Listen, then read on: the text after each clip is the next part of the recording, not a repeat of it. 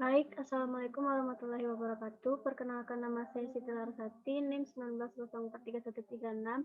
Pada kali ini saya akan membacakan tugas minggu ke-11 saya. Yang pertama, tentukan sistem pendukung keputusan DSS dan sistem pendukung keputusan kelompok GDSS dan jelaskan peran yang mereka mainkan.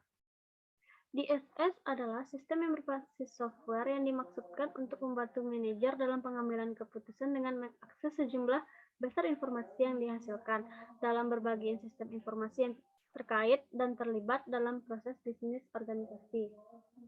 GDSS adalah suatu sistem berbasis komputer yang mendukung kelompok-kelompok orang yang terlibat dalam suatu tujuan bersama dan menyediakan interfase bagi suatu lingkungan yang digunakan bersama.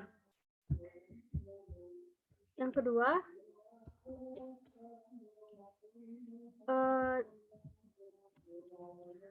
kedua, definisikan sistem pakar dan jelaskan peran yang mereka mainkan dalam bisnis. Sistem pakar adalah program penasehat terkomputerisasi yang meniru proses penalaran para ahli dalam memecahkan masalah yang sulit. Biasanya mereka menyertakan basis pengetahuan yang berisi berbagai pengalaman terakumulasi dan seperangkat aturan untuk menerapkan basis pengetahuan ke setiap situasi tertentu. Sistem paling terkenal adalah bermain catur dan membantu diagnosis medis. Yang ketiga, bagaimana seorang manajer dapat menggunakan otomatisasi, terampingan, dan rekayasa ulang proses bisnis untuk mendapatkan efisiensi dan efektivitas. Seorang manajer dapat menggunakan otomatisasi, terampingan, dan rekayasa ulang proses bisnis untuk mendapatkan efisiensi dan efektivitas operasional dengan cara sebagai berikut. Yang pertama, merampingkan dan mempersingkat proses bisnis dalam mengurangi jumlah. Yang kedua, langkah melalui penghapusan langkah-langkah yang tidak perlu. Yang ketiga, otomasi mengurangi biaya operasional. Yang terakhir, bisnis proses reengineering atau BPR, meningkatkan proses dalam merombak alur kerja untuk mencapai faktor penentu keberhasilan perusahaan. Yang keempat, apa itu kecerdasan buatan? Apa saja 5 jenis sistem AI? Aplikasi apa yang menawarkan nilai bisnis terbesar?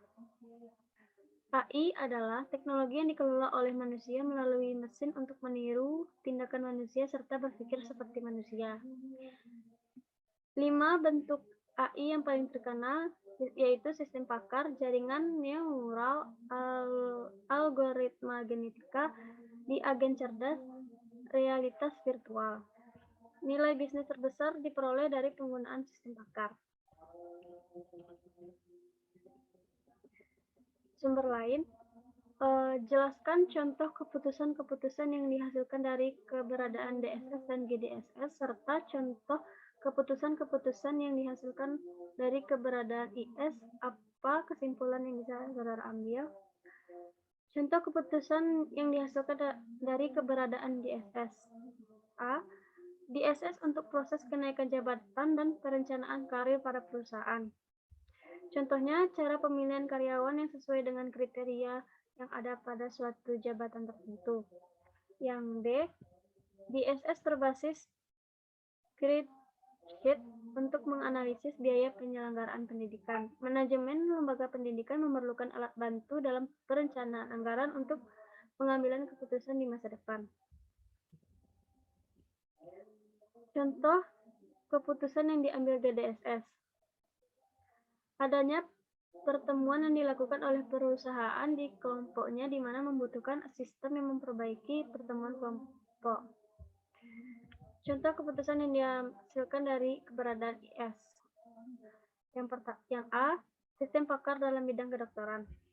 Yang B, implementasi sistem pakar di bidang permodalan.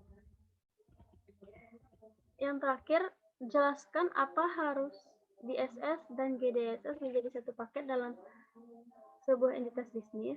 Perusahaan seperti apa yang harus punya DSS serta GDSS, dan perusahaan seperti apa pula yang cukup dengan DSS saja. Jelaskan pula contoh DSS maupun GDSS pada sebuah entitas bisnis. Menurut saya iya, karena berbagai keputusan utama dalam organisasi dibuat oleh grup secara bersama dalam suatu tempat dan waktu adalah sulit dan mahal, sehingga pertemuan ini memakan waktu yang lama dan keputusan yang dibuat hasilnya tidak terlalu baik. Dan sebaiknya DSS dan GDSS menjadi satu paket dalam sebuah entitas bisnis karena merupakan sistem untuk membantu manajer dalam pengambilan keputusan dengan cara mengamati lingkungan di perusahaan. IBM adalah contoh perusahaan yang mengimplementasikan DSS dan GDSS, dan perusahaan yang hanya mengimplementasikan DSS saja adalah PT Telkom. Sekian dari video saya. Apabila ada kesalahan, mohon dimaafkan.